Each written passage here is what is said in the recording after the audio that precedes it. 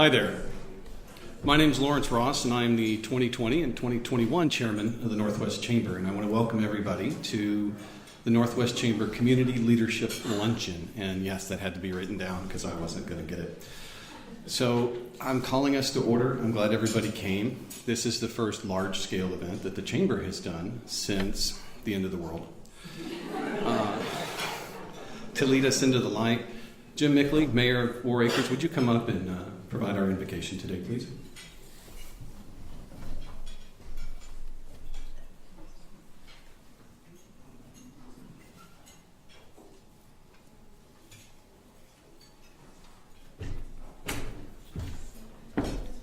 Really over into that microphone. Talk right now. Yeah, talk right. Good afternoon. Just barely afternoon. Please bow your heads if you wish. Dear Father, thank you for a beautiful day, and thank you for all you give to us each and every day. Please watch over us. Please watch over our new graduates, and we're grateful for the guidance you gave us leading through the coronavirus pandemic. Please guide us in our everyday journeys and protect us as we go about our days. And please protect our men and women in the military and our fire and police officers that are put in harm's way daily. In your name we pray. Amen. Thank you, sir. Thank you. So one of the other things that I'm grateful for is that after a year of basically being inside and eating like things didn't matter, that this suit still fits. We do have a couple of functionary things we want to get out of the way. First, I want to thank some of the folks that have come, dignitaries, representatives of the greater community that are here. Estela Hernandez with Senator Langford's office is here. Thank you. Matt Blubaugh and Graham McDonald, make sure I got y'all's names right, are here with Congresswoman Stephanie Bice's office.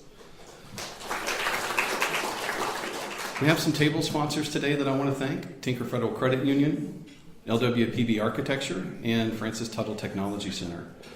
So I was really excited to find out who our special guest speaker was today, because sometimes, you just get the guy that you can, and it's great, and that's it. But Lee Roland has had a personal impact on my life. I'll let him tell you about all of his accolades. I'll briefly talk about the fact that from him, through my son, who's here today, we got to learn about leadership, about self-accountability, and that you lead through love, you lead through compassion, but you lead through everybody being responsible. And with that, I'm just going to turn it over to you, Lee, if you're ready, sir.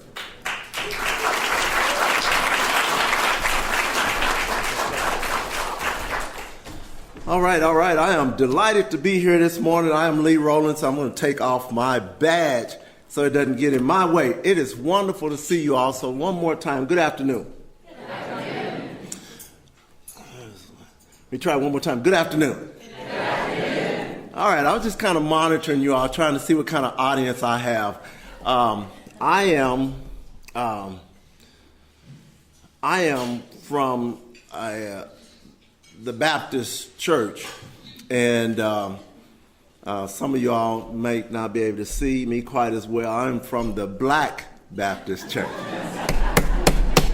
And in the Black Baptist church, we get a little crump with it sometimes. My kids tell me don't use that word anymore, but, we get a little loud, get a little excited. And I don't know if we do that because black people are a little bit more hard of hearing, or just because it's just our culture and we just got that little swag, I don't know which one, the pastor has that, but I don't know. But so sometimes that may come out, and I'd like to know what kind of audience I have, if I got one of those real scary ones, they just all shy and demure and all that, or if I've got some people that, they can kind of go with me and go back with me. And so in the Black church, we have, and I'm serving now, and this is not even on part of my message, but I'm serving now at a mixed church, and it's really tough because, my kids tell me don't say anything, but the white folk just look at you. If you tell a joke, they'll laugh, but when we get with it, they just get kind of scared. So I'm still trying to adjust after 4 years. So you all, just hang on. We're going to have some fun here. You might have to, I know how to I know how to speak the time limit that I'm given, but so you might have to raise your hand though, but just kind of let me know, hey, we're getting close. But I'm going to do my best. I'm going to try to race through this thing. I hate to do it because the stuff that I talk about, really, that's it. Part of my heart. Part of my heart is it's tough stuff. And so I just want y'all to roll with me. I hate to talk for a short amount of time, though, because sometimes in that short amount of time, you really don't know my heart, and you just get kind of scared. And so, what's your name, beautiful? You, baby. Krista. And so, Krista's sitting there all pretty. And so, Krista, I don't want to scare you, so I want you to know, really, I'm so sweet. I'm sweet, I'm kind. I've got a few friends here that know me. They'll tell you, I'm not going to harm you. But I might scare you just a little bit, but I'm not going to harm you, I promise. Kristen, you're safe, you're safe. In fact, I'll probably protect you better than anybody else in here. Okay, so let's get going. Congratulations, 2021 leadership class. Congratulations, you've done it. Now what will you do next?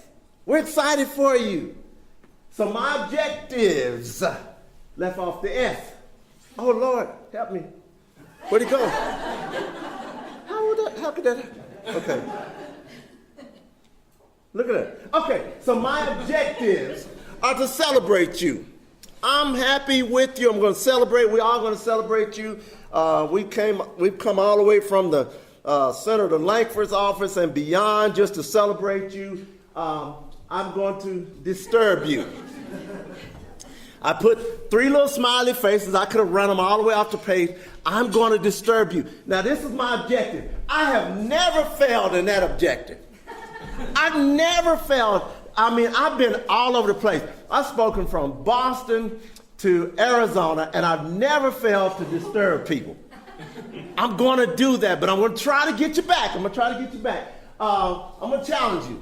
I'm going to challenge you to take the next step and do something with this leadership that you've just been, you've learned, and you've been all over Oklahoma City. You've learned from a number of different entities and what's going on and what's happening, what needs to happen. I want to inspire you, and ultimately I want to launch you out of here, and at that point you get a chance to take me back to church and participate with me. So, a job well done.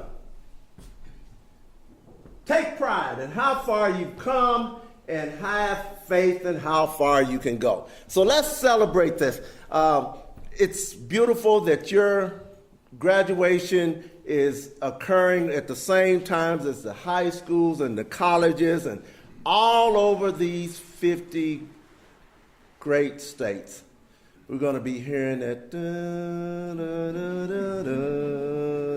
That's a beautiful, beautiful. I just love that song. I hate going to graduations because they're boring and they don't have people up there like me to get jiggy with. And so they just sit up there and come on, man, let's talk about what's really happening. There's some real things happening in America and that need to happen in America. Amen? Amen. All right, let's talk about it. So get ready. If your shoes are a little tight, squeeze out of them a little bit, just get comfortable because we're going to rock and roll here. I got to do it quick, so I don't have time to really make you feel as safe as I'd like to make you feel. Now, we're going to talk about the elephant in the room. And I don't know how much the elephant comes out here to Galardia, but there is an elephant in the room. And that couple just demonstrates it so well. I don't understand. The elephant actually kind of started to expose itself over the last few years, but prior to that, the elephant was in the room and people danced all around it and acted like and behaved like there was nothing, where we are family. That's how we acted. And so, I'm just talking to the people at my table, and, we go to ball games. Thunder, OU, OSU, You name it. We go to ball games and we got on our colors, our orange and black, our red and white, our blue and silver, and we're just, oh, hey, we just give the guy high five next to us. We all love each other. We're all Cowboy fans. But soon as we get out in the parking lot, the elephant comes out. I ain't going to let that so-and-so go next. And then we start to show our true colors. I want us to talk about the elephant. Right, wrong, or indifferent, let's just talk about it. I'm convinced that America is where America is because we've been too afraid to just talk about it. Now, we'll talk about it. We'll talk about those things at the dinner table. We'll talk about those things in the bedroom. But we won't talk about them at Starbucks with somebody else and just say, hey, man, what do you think about this? So I'm going to talk about what you think about. I'm going to talk about what you talk about with your homeboys and your homegirl. Let's just talk about it together here today. Let's get jiggy with it. I'm here today to talk about how I feel, and I feel like that we are treated differently than other people, and I don't like how we're treated, and just because of our color doesn't mean anything to me. I believe that You're doing great. You're doing a great job.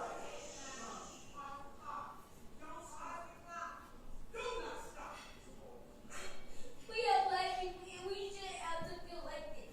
We shouldn't have to protest because y'all are treating us wrong. We do this because we need to and have rights.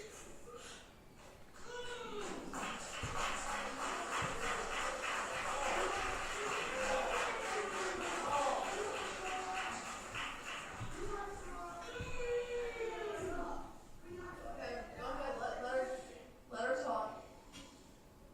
Go ahead. I've been born and raised in Charlotte, and I never felt this way till now. And I can't say I don't retreat.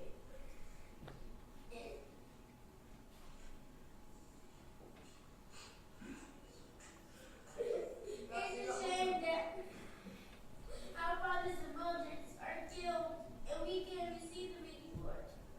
It's a shame that we have to go to that graveyard and bury them. And we have tears, and we shouldn't have tears. We need our fathers and mothers to be by our side.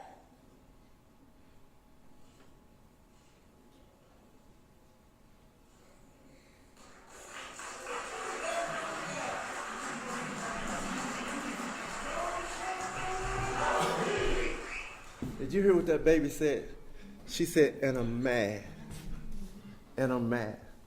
Ladies and gentlemen, it doesn't matter how you feel. In fact, I don't really care how you feel. I care about how she feels. I care about how Jesse feels. I care about how children feel. I love children. And if your children were in my school, your children would love me too. Because they know that big scary guy in there got my back. Because when Jesse came to tell me that he had a problem, when his teacher said he behaved one way in the classroom, I asked him, how was the teacher act? How did she treat you? I care about how these young people feel. I was just talking to one of my friends a while ago. I can't imagine what it's like to be a child in this mess right here. All of this social unrest. COVID has been around half of my grandchild's life. Papa, when the other kids going to come to my birthday? They're not coming. They're not coming. I can't imagine what it's like to be a child. Ladies and gentlemen, I told you it get a little scary. Touch your neighbor, please. We do this in the black church. Touch your neighbor and tell them it's going to be all right. It's going to be all right. It's going to be all right. Stay with me. Now, it get a little hotter. I'm going to cool it down. But stay with me. What is happening in our schools today is heartbreaking. This is one of the racist rants discovered Monday at Oak Park River Forest High School. Our kids are being called the N-word.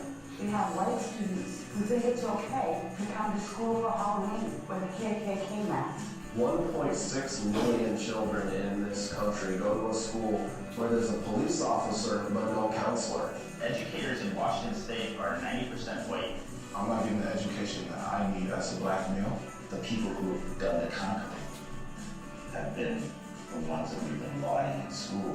Kobe, who's in the 9th grade at Roland High School, was studying immigration. We read this in his textbook, a comment that referenced African slaves as workers. All I ever see is us being slaves, you know?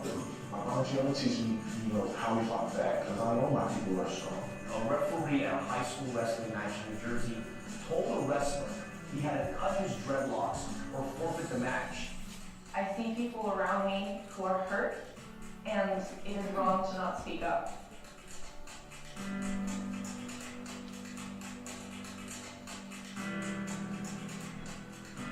Black Lives Matter at school is a declaration that black students deserve to be taught the truth and that their lives have value.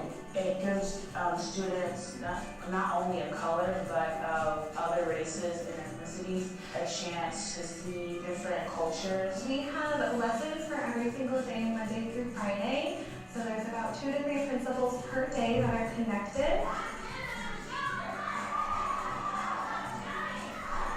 We participated in this last year, and a lot of feedback we got from educators who have never really experienced ethnic slavery. Okay, ladies and gentlemen, I'm not here to support Black Lives Matter, so get over it. Build a bridge and get over it. Stop thinking I'm here to shame you no. I've spoken all over the place, and you're gonna like this. The only people I want to feel bad when I speak are bad people. Don't you like that? If you're not a bad person, I don't want you to feel bad. In fact, to be honest, I don't even want bad people to feel bad. I just want them to stop doing bad. I want us all to come together, but we can't come together until we acknowledge some of the truths and the facts. And we have to sit down and we have to talk. I'm going a little bit deeper, then I'm going to come up. Ladies and gentlemen, America, this great country that we love, has not loved everybody. And those people that have felt unloved, whether or not they've been unloved or not,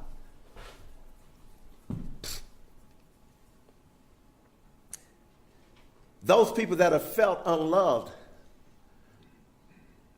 may or may not express their feelings in a way that's appropriate to you.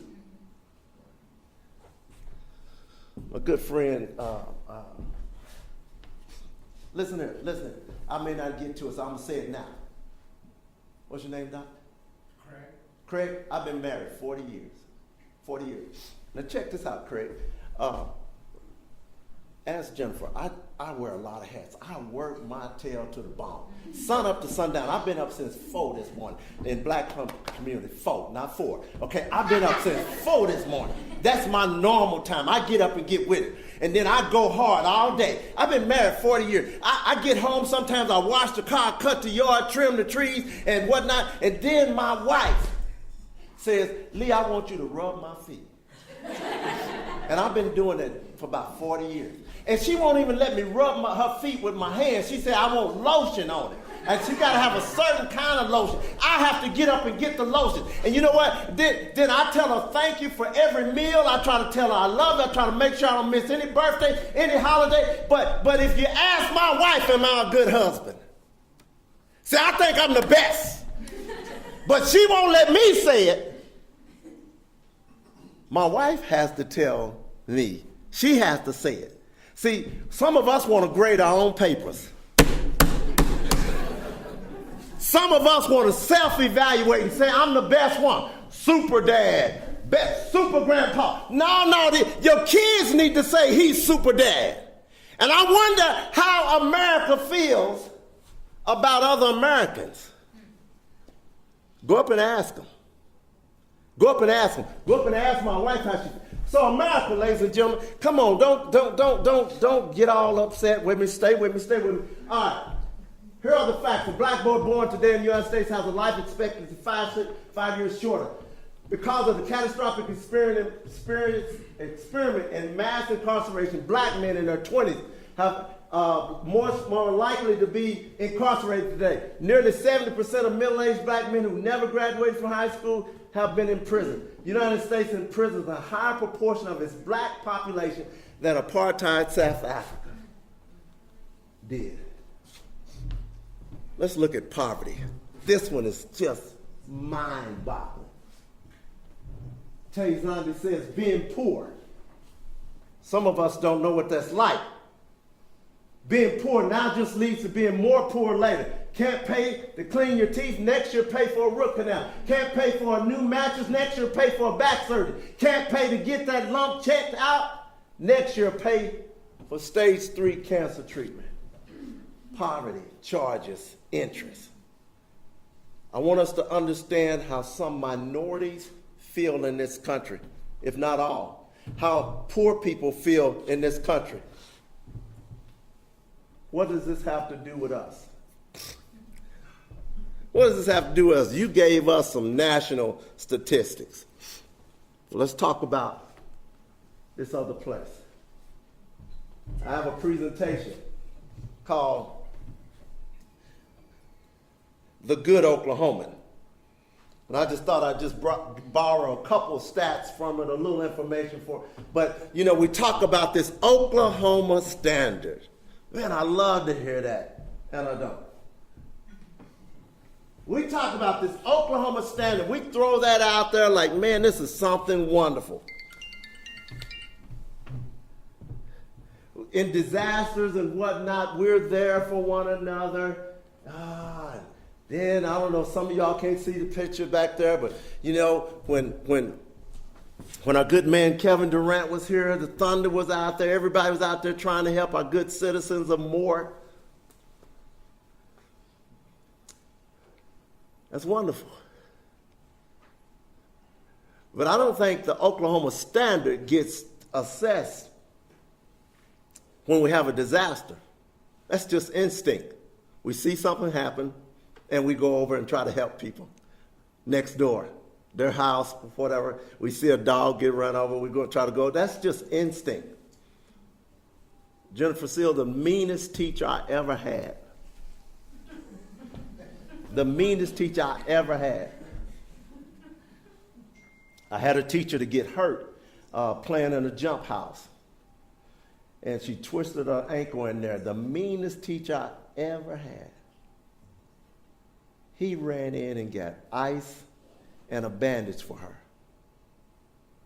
Up until that time, he called her horrible names, and right after it, he called her horrible names. But instinct kicked in, and he did something kind.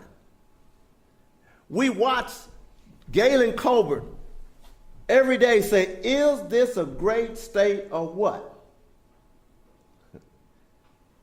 I wonder how some of our people on Skid Row think. Is this a great state? Do they care about me? I'm not talking about you, so you can go ahead and say amen. But when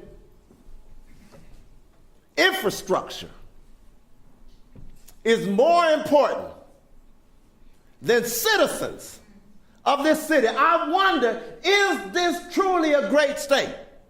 I had to speak one day, Mayor. I had to speak one day right after Mayor Mick Cornett. He spoke, and then I had to speak, and I was so thankful that he had to leave.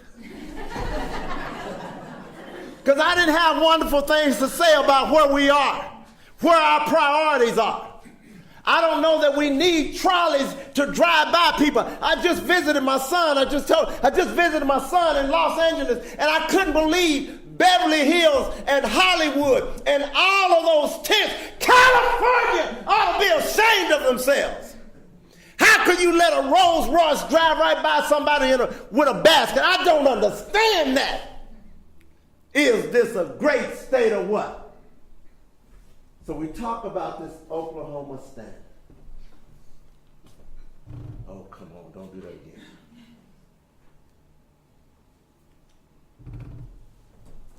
37% of Oklahoma children live below poverty.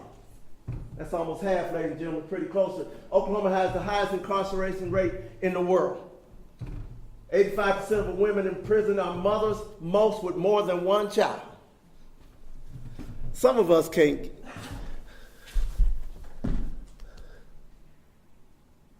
Some of us can't even fathom, because we are such good, upstanding people, somebody being incarcerated. Because we're so good.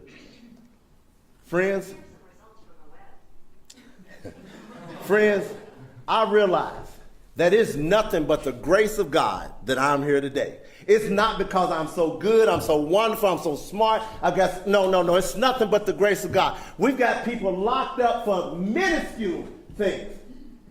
Over 108,000 Oklahoma children have had a parent or guardian incarcerated. In Oklahoma, we had a teen birth rate nearly 40% higher than the average USA average. 69% of African Americans live in one-parent homes, compared to 28% for whites.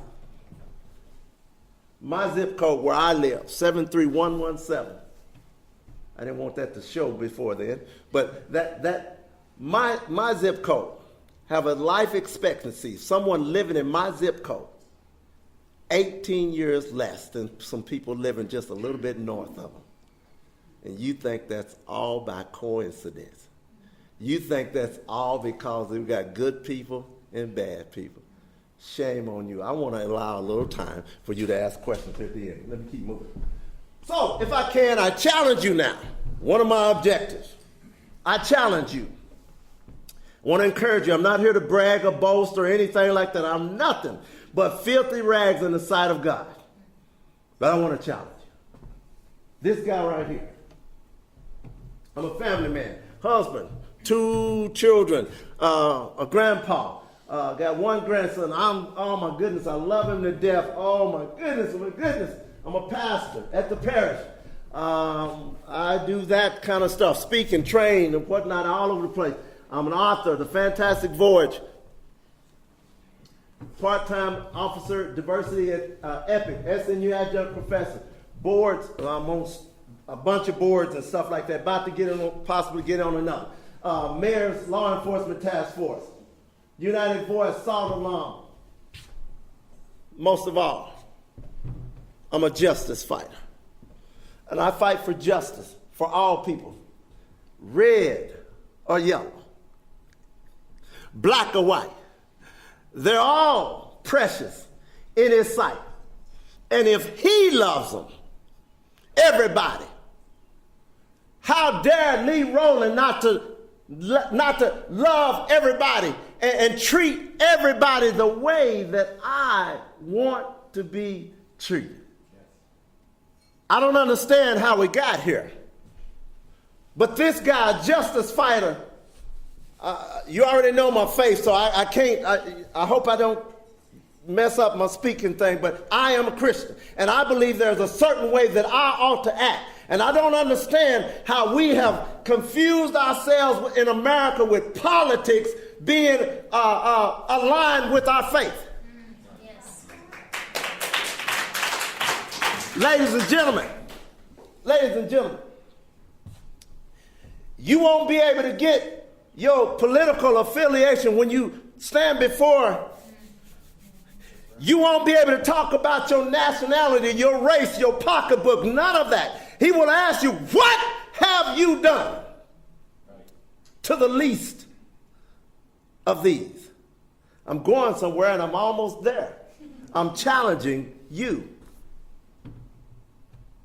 You don't have to do as much as I do, but you have come to a place, we're celebrating you as a leader And now we want you to leave. We got way too much following going on. I don't know anything about Black Lives Matter. I don't know about the small, but I support the big tag. I'm okay with that. I believe everybody ought to have a fair and an equal opportunity in this country. And I believe it is my role to fight for those who can't fight for themselves. I'm a strong boy.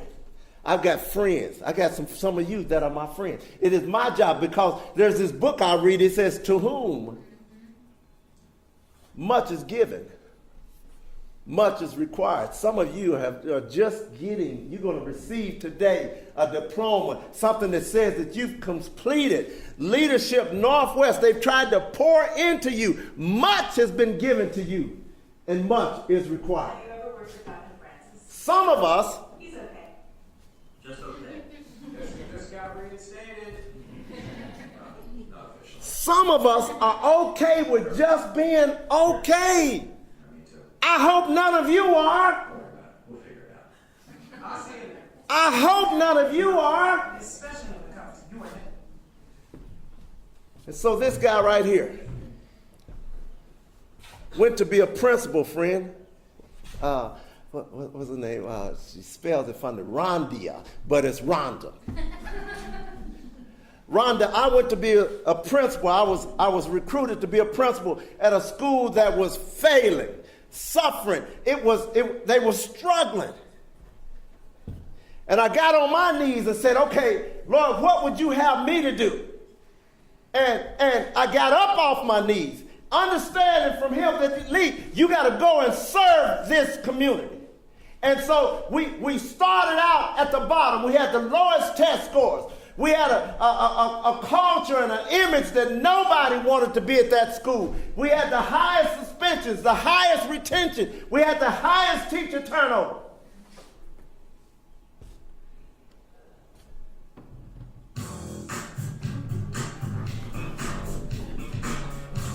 Y'all don't know anything about this, ladies and gentlemen, but we went on a fantastic voyage. A fantastic voyage. We went from the bottom to the top, the place where we were the envy of the school district. Other principals, other teachers got tired of hearing about our school because we knew that we could do better. We knew that we had to do better.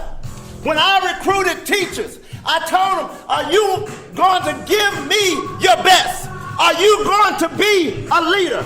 Are you going to take care of these children? Are you going to do the right thing?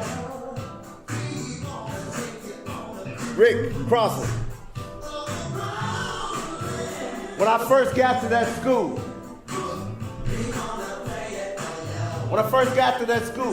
no teachers wanted to be at that school. When I left that school, Jennifer, teachers at Dennis were on a waiting list to serve at the highest challenged at-risk school in the district because we had a team that was going on a fantastic voyage.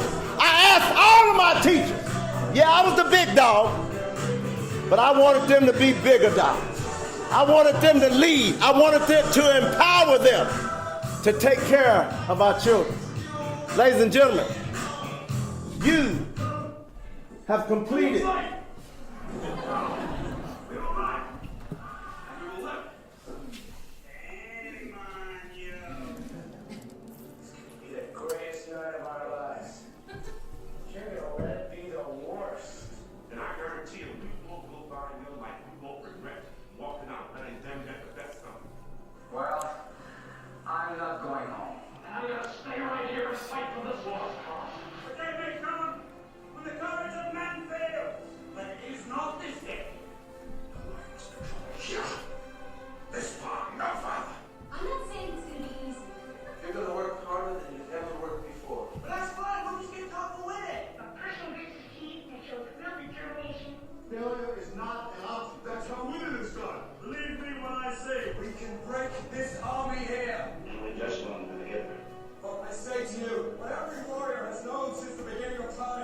You've got to get mad. I mean, plumb mad dog me.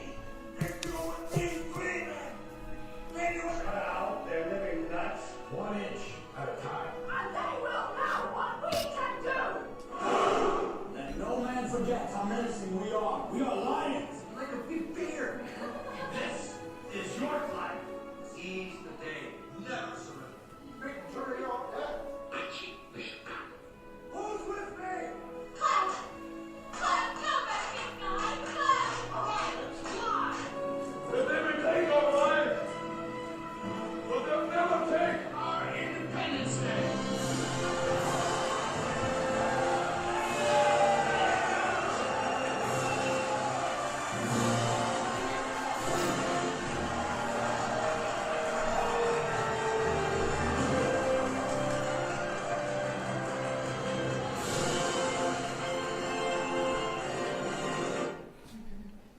So what next? Congratulations. What next? I'm going to ask you all to stand and participate with me. So if you don't mind, if we're done. If you would stand and indulge me. What next? We are.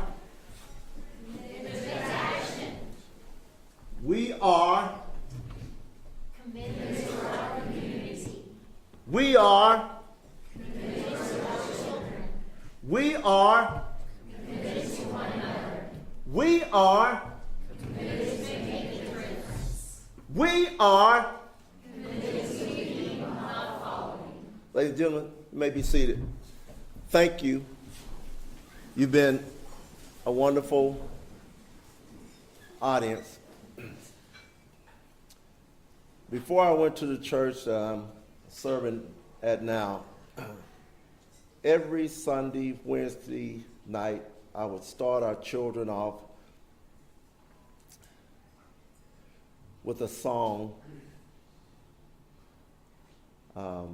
Most of our children didn't look like me.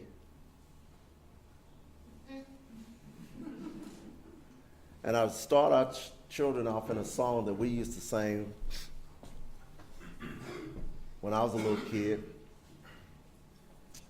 We sang it a little bit different than people that didn't look like me singing. And we used to sing, "This little light of mine, I'm gonna let it shine. This little light of mine, I'm gonna let it shine. This little light of mine, I'm gonna let it shine. Let it shine, let it shine, let it shine." And then one of those deacons would get going. He'd say, "Everywhere I go, I'm gonna let it shine. Everywhere." And he have wrinkles in his face and just, he's just been through a hard life. He struggled. Somebody else would fire up and say, "Down in my heart, I'm going," and it was just beautiful. And I was just a kid and just listening to, and so I made our children sing that song every time we had children's church because I wanted that song. When they entered the church, I wanted that song to live with them forever. One little girl, little Becky, 5-year-old at the time, little white girl, she was in kindergarten. And every Sunday, every Wednesday, she'd come and run up to me, kind of embarrass me, her parents around. She'd come up and run up to me and wrap her arms around me. She said, "Pastor Lee." I said, "What, baby?" "What?" She said, "Pastor Lee." I said, "What, baby?" She said, "Pastor Lee, I let my light shine this week." I said, "Baby, how'd you let your light shine?" She said, "I was good to my mama." I said, "What else you do?" She said, "I was nice to my teacher." She said, "What else you do?" She said, "I helped my little brother and my little sister."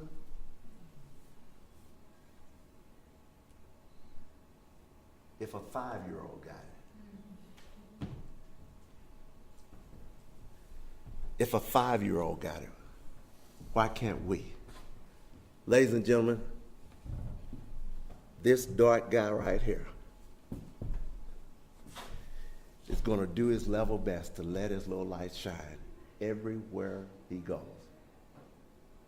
And so I just told Miss Hernandez, it is my prayer that God would take me and all of my friends and enlarge their territory.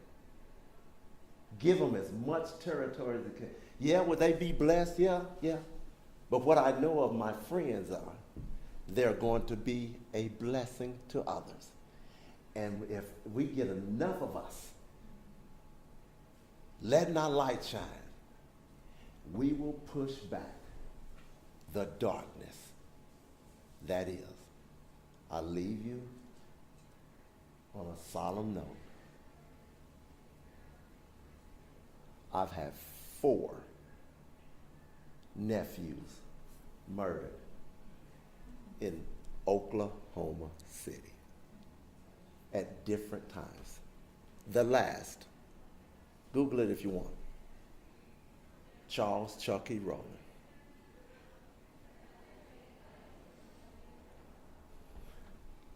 Shot 6 times in his driveway after his wife was shot 4 times right in front of their children. I don't want to get messy. I don't want to offend his family and everything. But the guy that was convicted of it went home, I understand, and sat down at his table and started playing PlayStation. Why? Because he was living in darkness. And I'm so thankful that we have all these illuminators in the room. May the good Lord bless and keep you, and you go on your own fantastic voice. God bless you. Thank you.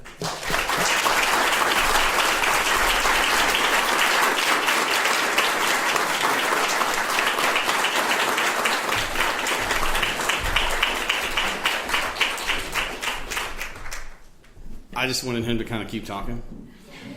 So some of you know me, know that I am also kind of that guy. And I don't know that there's anything I can say that can follow up to that, except that everybody in this room has the potential to be a leader. Everybody has that light inside of them.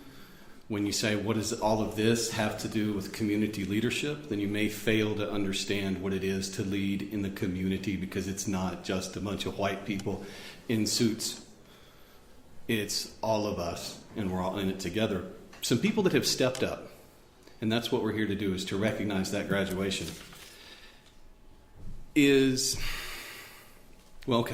So I'm a 2017 graduate of the Leadership Northwest class because I wanted to see what it takes to make a difference.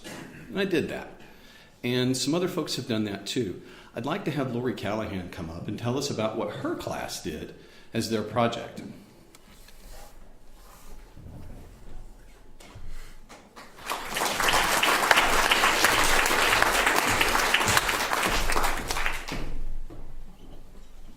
Good afternoon. So each Northwest Leadership class determines a community project. And on our philanthropy day, we met at Feed the Children with 2 educators actually that kept us in line as we brainstormed and talked about what we wanted to do in the community, and then we voted. And so this class helped Western Oaks clean up their flower beds last year, and we appreciate those in our class that donated mulch and their time to make it happen. And so that was what we did this year. So thank you. Thank you.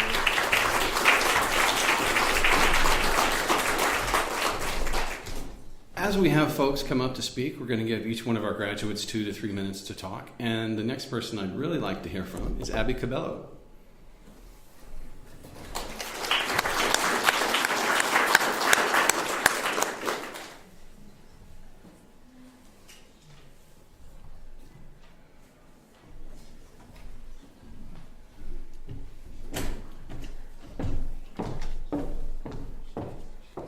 Hello, everyone.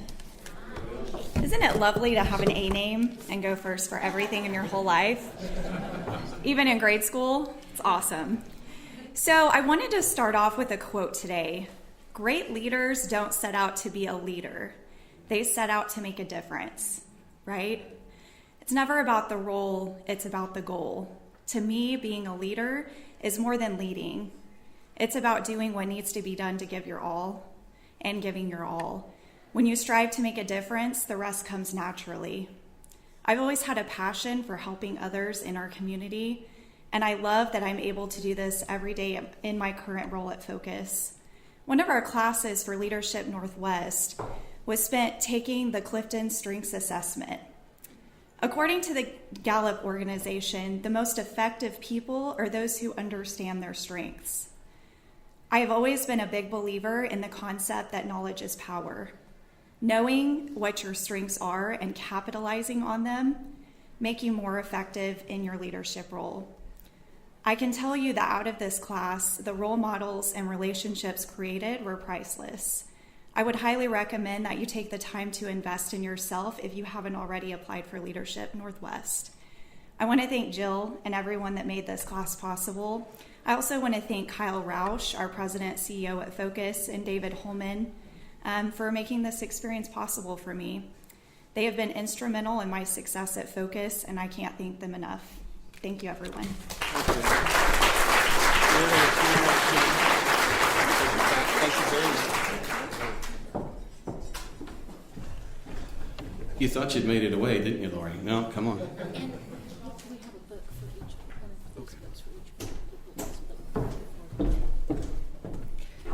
So how many of you remember the day your kids graduated high school, the last morning? So this morning was my last child's last day of high school. And I went in there this morning because her snooze has been going off every day and she's not getting up. And this morning she actually responded and I said, "You need to get up." And she said, "Yes, ma'am." And she was out of there today and I was so proud of her. But the reason I share that is my season of life is changing. And I think as our seasons of life change and I'm not going to have that connection to education anymore, the leadership program was a resource for you or for others that aren't at that stage in life but want to be connected with their community. And so I can continue through this program and be connected with education, and I can be connected with the city, the government, and know what is going on from those leaders and not hear it any other way but from them. And so I want to continue learning and growing in my community, and this is a way that I felt like we can. And I definitely appreciate Jill and the alumni and the board for doing this and the relationships that I have developed over the last year or two. Thank you. Thank you.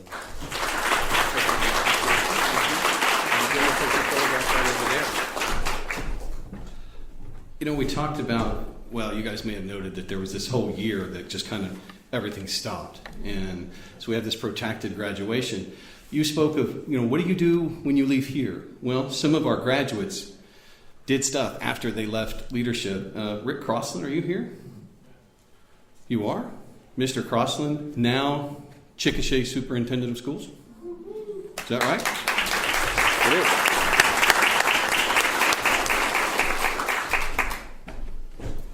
is. So somehow I missed a memo, and I will not use a microphone because I have a principal voice.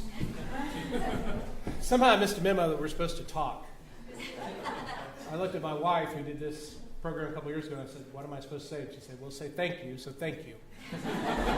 I'm going to answer a question that Lee proposed earlier. I had the privilege to work with Lee for 7 years in Putnam City. And so I'm going to answer your question first, and I'll talk about Lee for a second. What do you do at graduation when you're sitting on the stage? Because he might think they're boring. I get the opportunity to do them every year. And you look at shoes. You want to know what the superintendent and the school board's looking at and what we lean over and say to one another? We're looking at shoes. We're looking at the high heels and going, "I hope she makes it down the stairs okay." We're looking at the ones the shoes are so short that they're tripping on their graduation gown. It's just, we're sitting up there and we're enjoying the kids. Because ultimately, it's always about the kids with what I do and with what Lee does. I had the privilege to meet Lee 7 years ago. Well, it's been longer than that now. And he is always that. Just letting you know. When I first met him, I was quite knocked off my shoes by him. And the more I got to know Lee Roland, folks, he's that way 24/7. I saw a school, if you don't know what school it is, it's Two Lakes Elementary. And it is located, I was in Putnam City Schools. I was the principal of Putnam City High School, the executive director of secondary schools for 10 years. And it's in a challenging area. His kids would feed into Kenneth Cooper Middle School and then to Putnam City High School. And I had the privilege to get to know many of those kids, many of their parents. And they would all tell me at some point, some way, somehow, "Thank you for the opportunity to get to work with Mr. Roland. He took a school, folks, that for all rhyme and reason really should be on every list of at risk, we need to do this, we need to do that. One of the top performing schools in the state. You walk into that building, you do not see things out of order, even to this day, because he built a culture there. And it's not a culture of just educating kids. It's a culture of expectations. It's a culture of living and breathing into the lives of kids and giving to them every day. Where you make a difference. And those kids, oh my goodness, they are the epitome of what you want in a student. So I've never had the chance to do this, but Lee, thank you. I mean that. Because you made a difference. And you still are. If you go back in that school today, it's just like Mr. Roland was there. Parents are proud of their kids. Kids are proud of what they're doing. And those teachers, oh my goodness, get ready to learn. We need educators, principals, teachers that epitomize Lee Roland. The message today might have challenged you, might have disturbed you. But folks, I tell my staff this all the time. We are all God's children. And we are here every day for kids. It is never about me. It's never about my staff. It is always about how are you going to make the difference in the life of the child? Because, folks, that's our future. So, Jill, thank you for Leadership Northwest. I apologize for leaving the program in March of last year. I became the superintendent of Chickasha Schools, and on my very first day, I canceled school. So, it's been a lot of fun. Thank you, guys.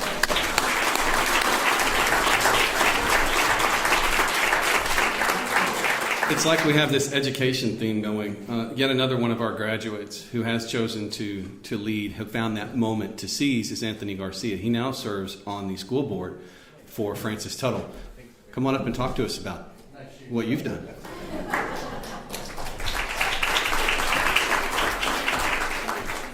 There's only 4 stairs, but I didn't know if I was going to make it. And it looks like there's a video queued up. I just want to say that was before my quarantine 15. So thank you all for taking time out of your day to celebrate with us. Thank you to Jill for Leadership Northwest, and thank you for the City of Bethany for providing the resources for me to participate. My name is Anthony Garcia. Personally, my wife and I live in the City of Bethany. I have 2 beautiful babies who will be going to school soon. Scares me a lot. Professionally, I'm a registered investment advisor. I work in Midtown, Oklahoma, but I really just wanted to talk about my long-term aspirational vision. My personal vision is to have a life of meaning for myself and others. It's important to me to live my life in a way that shows kindness, care, and concern for family and friends that I haven't met yet. I want to earn respect for myself based on a recognition of my accomplishments and abilities, and really maintain a sense of appreciation and a sense of humor. People look up to us, I suppose. I want to be a good dad. I want to be a good leader. But most of all, I want to be good to people. And thank you again for allowing me to be here, and thank you for spending time with us today. Thank you.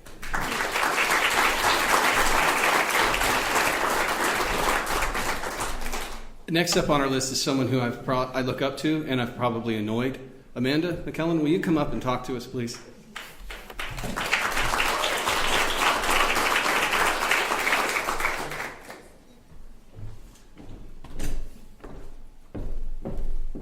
So I also missed the memo that we were giving remarks today, but if anything teaches you, city government teaches you, it is to perform under pressure. So I feel like I am prepared for this. I am the Director of Planning and Community Development for the City of Bethany, and I loved the message today because my role as Community Development Director means that it is my charge to look after our entire community, not just segments of it. And that is very important to me in the work that we do and the decisions that we make. And so I was very happy to hear Lee speak tonight and say some of those things that might make us uncomfortable, but very important. I have to say thank you to our new fearless leader at the City of Bethany, who is here with me today, our new city manager, Elizabeth Gray. She has taken on the role and provided excellent leadership to us, and I'm so excited about what the future holds for us at the City of Bethany. We believe in Bethany, and we believe that there is an amazing future in Bethany. We've got a great team in place, and we're very excited about that. Thank you to Jill and the Chamber for this opportunity. I've made some amazing friendships and networking with some incredible people, and it's been a phenomenal event to take part in. So thank you.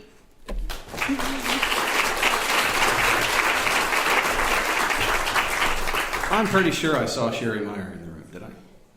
There you are. Come on up, talk to us.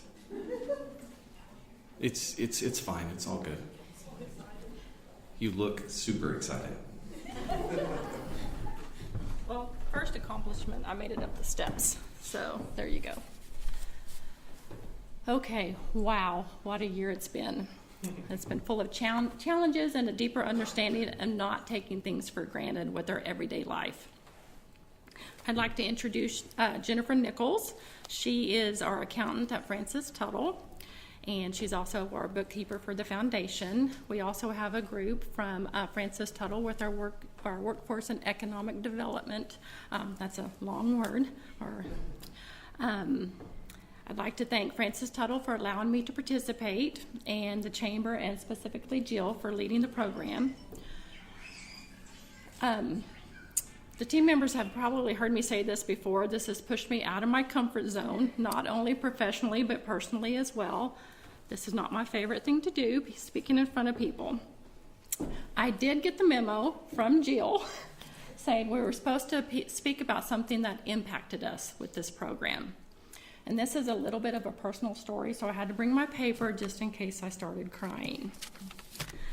I actually had two impactful moments, and that was a visit to the Children's Center in Bethany and also the Oklahoma Bombing Memorial. I'm only going to talk about one of these. Like I said, in both places I had a personal connection. I almost backed out of both visits just because I didn't think I could handle it. In fact, when I went to the Children's Center, you don't know this, but I sat in the parking lot for about 5 minutes just trying to compose myself. And both times Jill pushed me, being Jill, pushed me to go ahead and come. So, okay, I'm going to try to get through this. The last time I walked through the doors at the Children's Center was back in January of 1999, when I had the honor of being with my niece, Kirsten, when she passed away at the age of 6.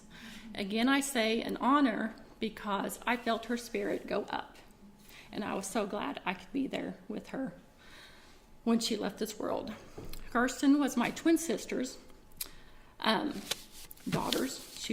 Kirsten was actually a twin, and she had been at the facility since she was born. I saw firsthand the dedication, the love, the support the facility offered. It's a great facility, and it has changed so much, but that hasn't changed.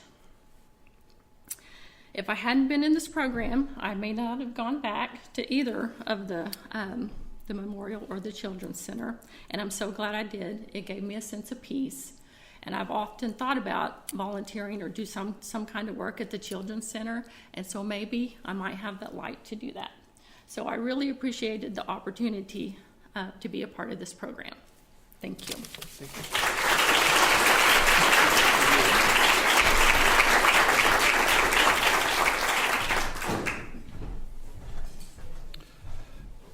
Kyle Reed, come on down.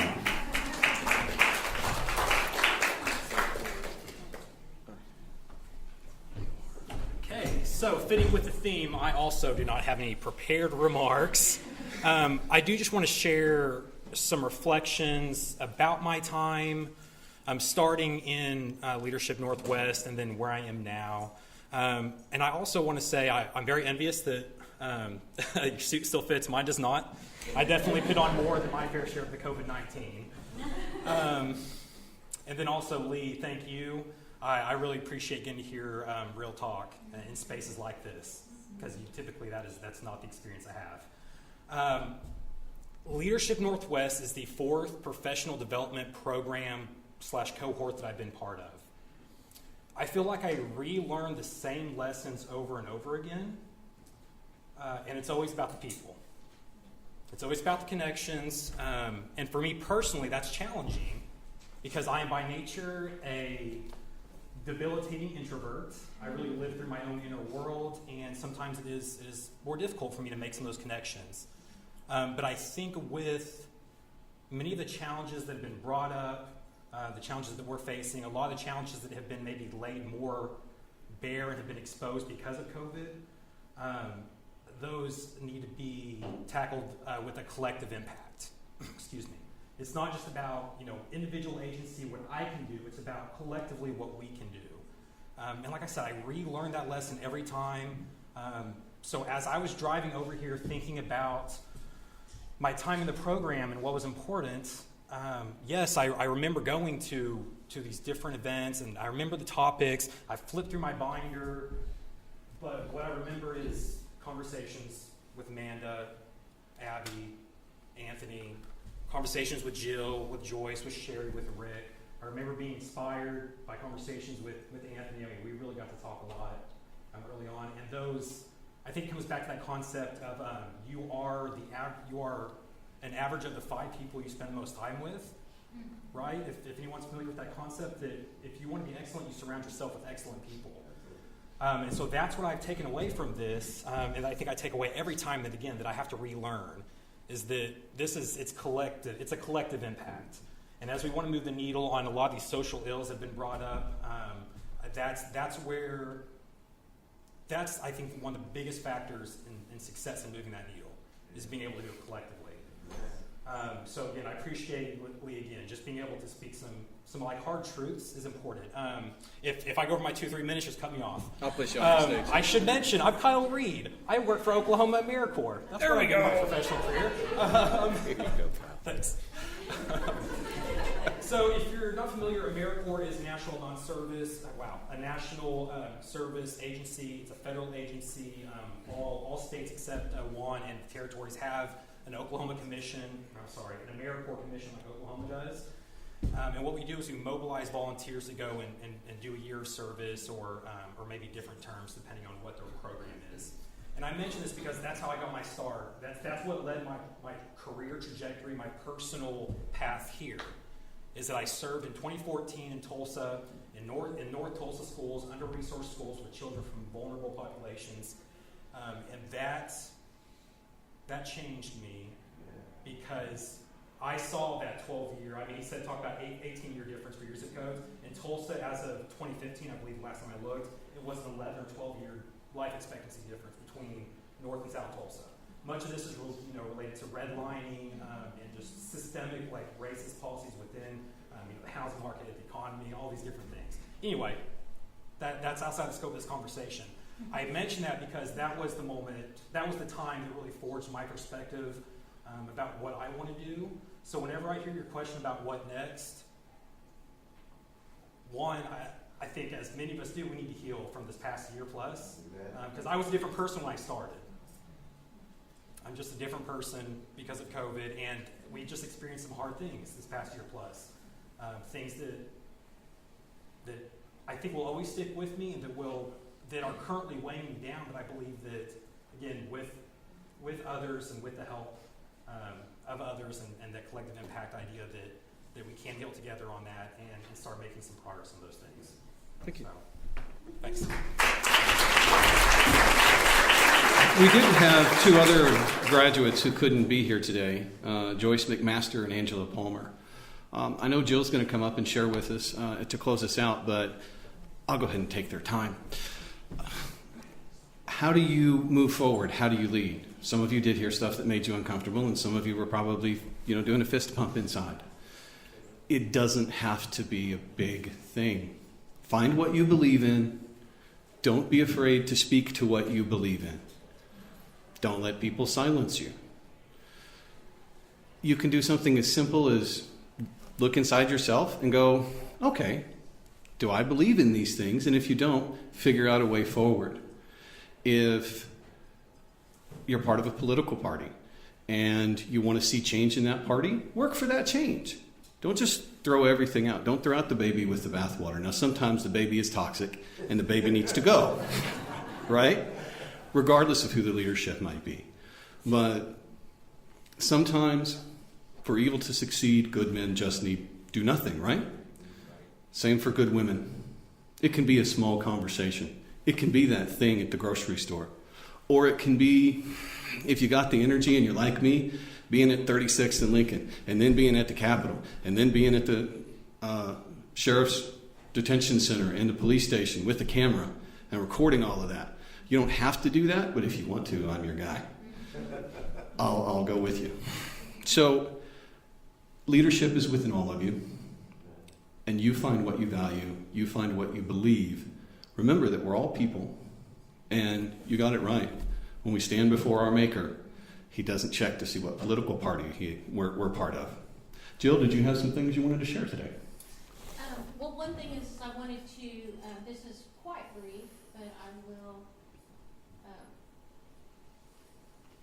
share this brief. Now, sometimes it has music, but right now it doesn't. I don't know why. I can beatbox.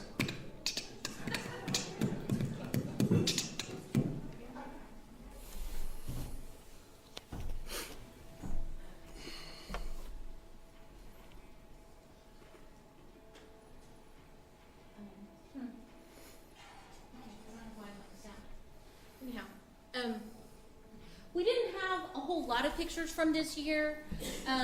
It was a very weird year for me myself, and I want to thank, a lot of people have thanked me for this, but I tell you that the thing that really makes this program work is the alumni that come back. That is the strength of our program, is all of the different alumni people who give a day of their year with the class, but also time in planning and preparing and getting things ready for that.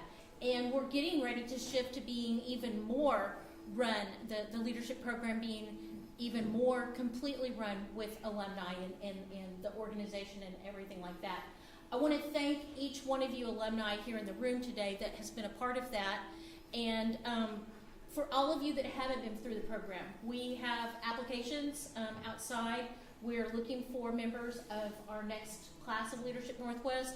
For all of you that were in the class this year, and for all of the alumni, please think of someone that you know that could work on this. As we're looking at the future of our leadership program, a lot of the things that we talked about today and a lot of the issues that are happening in our community are things that we see that as a chamber and as a leadership group, we need to be leaders on. And we're really searching and asking questions and trying to determine what steps we can take to make a difference in that regard right now. But I really want to encourage you, please apply for our leadership class. Thank you to all of you that have been a part of it. And just congratulations. You've been a wonderful class to get to know and to work with. And when you came up with all of your ideas for what projects you could work on, there were so many of them that were great ideas that those ideas are going to hang around and come to life in different ways, even though they may not have been the projects selected by your group. Thank you very much. Thanks, everybody. Just a couple of notes. Right, so anybody that's here that is a graduate of this last class, would you meet over here, and Jim Felder will take your picture. And since we all seem to be on an education theme, class dismissed.